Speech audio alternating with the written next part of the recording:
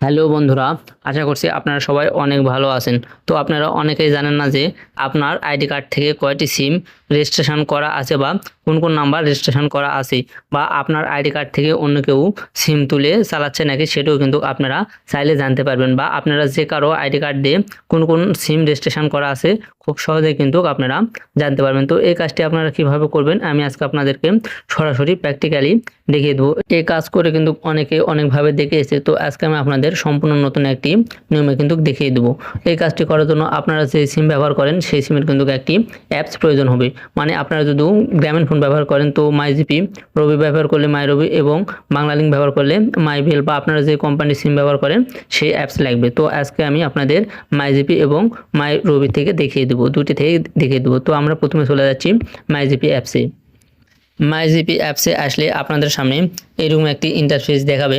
তো এখান থেকে আপনারা সার্ভিস বলে যে লেখাটি আছে সেই লেখাটি খুঁজে বের করবেন। তো আমার এখানে নিচে দেখতে পাচ্ছেন সার্ভিস বলে লেখা আছে, এই সার্ভিসের উপর আপনারা একটি ক্লিক করে দিবেন।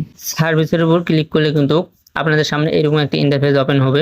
এখান থেকে আপনারা সিম সার্ভিস বলে লেখাটি খুঁজে বের করবেন। সিম সার্ভিসের মধ্যে কিন্তু আরও একটি অপশন আছে, সিমস ইওর OWN, এই লেখার উপর আপনাদের কিন্তু একটি ক্লিক করতে হবে। সিম ইওর ওনার এই লেখার উপরে আমি একটি ক্লিক করে দিচ্ছি। তো এখানে ক্লিক করলে আপনাদের সামনে এরকম একটি পেজ ওপেন হবে। তো এখানে আপনারা যেই এনআইডি কার্ডের নাম্বার দিয়ে দেখতে চান যে কয়টি সিম রেজিস্ট্রেশন করা আছে, সেই এনআইডি কার্ডের লাস্ট 4টি সংখ্যা এখানে বসিয়ে দিবেন। স্ক্রিনে আপনারা কিন্তু একটি এনআইডি কার্ডের সিরিয়াল নাম্বার দেখতে পাচ্ছেন, এবং আমি সেখানে কিন্তু একটি মার্ক করে রাখছি লাস্ট 4 ডিজিট সংখ্যাটি।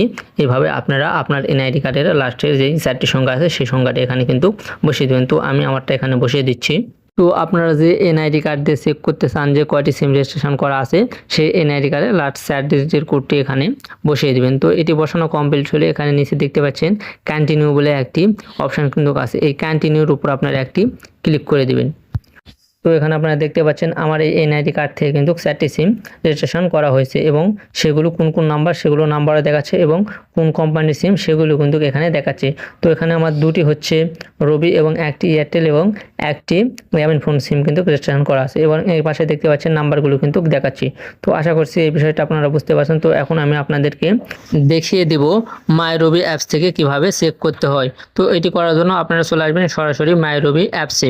মাই রবি অ্যাপসে আসার পর আপনাদের সামনে এইরকম একটি ইন্টারফেস কিন্তু শো করবে। তো এখান থেকে আপনাদেরকে সিম সার্ভিস বলে লেখাটি খুঁজে বের করতে হবে। তো এক এক অ্যাপসে কিন্তু এক একভাবে দেওয়া থাকে, এখানে সিম সার্ভিস কিন্তু নেই। তো এখানে উপরে 3 ডট আইকন আছে, এই আইকনের উপর আপনারা একটি ক্লিক করে দিবেন।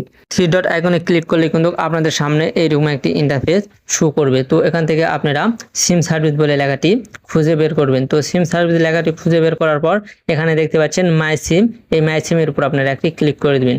তো এক এক অ্যাপসে কিন্তু এক একভাবে থাকবে, কোনোটা থাকবে মাই সিম, বা কোনোটা থাকবেন মাই ওনার সিম বা ইউর সিম, যেটাই থাকুক সেই লেখার উপর আপনারা একটি ক্লিক করে দেবেন। তো আমি মাই সিমের উপর একটি ক্লিক করে দিচ্ছি।